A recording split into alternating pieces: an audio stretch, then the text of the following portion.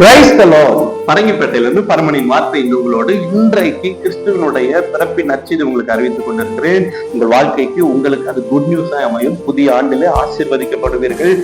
கிறிஸ்துவனுடைய பிறப்பு அநேக கதாபாத்திரம் உண்டு. அதுல மிக முக்கியமானவர் யோசேப்பு. விண்ணுலக குமாரனை மண்ணுலகத்திலே வளர்ப்பதற்காக தேவன் தெரிந்து கொள்ளப்பட்ட ஒரு மனிதன் தான் யோசேப்பு.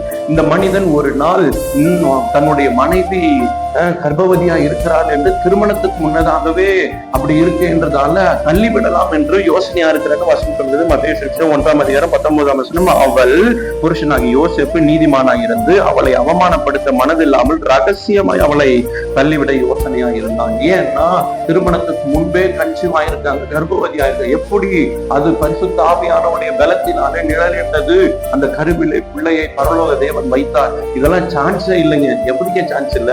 கொஞ்சம் அந்த காலத்துல வேணா சான்ஸ் இல்லாம இருக்கும். ஆனா இந்த காலத்துல திருமணம் ஆனாலும் ஆணும் பெண்ணை இணையாம டெஸ்ட் டியூப் மூலமாக குழந்தை பெற்றுக் கொள்ளுகிற அதையும் தாண்டி இன்னைக்கு வெளிதேசங்கள்ல கேள்விப்படுறோம். எந்த அளவுக்கு உண்மையான தகவல் தெரியல. ரோபோட் மூலமா கருவுல பிள்ளை வளர்த்து எடுத்துக்கிறாங்க. அதுக்கான வேலையெல்லாம் நடந்துட்டு இருக்குன்றாங்க. எங்க நம்ப முடியுமா? ஆனாலும் இந்த யோசேப்பு அதை தள்ளிவிடலாம், மரியாதை தள்ளிவிடலாம்னு சொல்லும் போது சொப்பனத்திலே இரவிலே ஒரு சொப்பனம் காணுகிறா. தேவதூதன் வந்து தள்ளிவிட ஐயப்படாது, ஏனென்றால் இந்த பிள்ளை பரலோகத்திற்குரிய பிள்ளை என்று சொன்ன போது வசனம் 24 சொல்கிறது, யோசேப்பு நித்திரை தெளிந்து எழுந்து கர்த்தருடைய தூதன் தனக்கு கட்டளையிட்டபடியே தன் மனைவியை சேர்த்து கொண்டான். ஏன் இந்த வார்த்தையெல்லாம் அவன் நம்பி சேர்த்து கொண்டான்னா, அவன் நீதிமான், யாரையுமே அவமானப்படுத்தாத நீதிமான். இந்த கிறிஸ்துமஸ் உங்களுக்கு என்ன சொல்லிக் கொடுக்கிறது, என்ன கூட்டிய சொல்லுகிறது? நீங்கள் யாரையும் அவமானப்படுத்தாமல் நீங்கள் இருந்தால் நீங்கள் நீதிமான்களா இருப்பீர்கள் என்று பரலோக தேவன் உங்களை பார்க்கிறார்.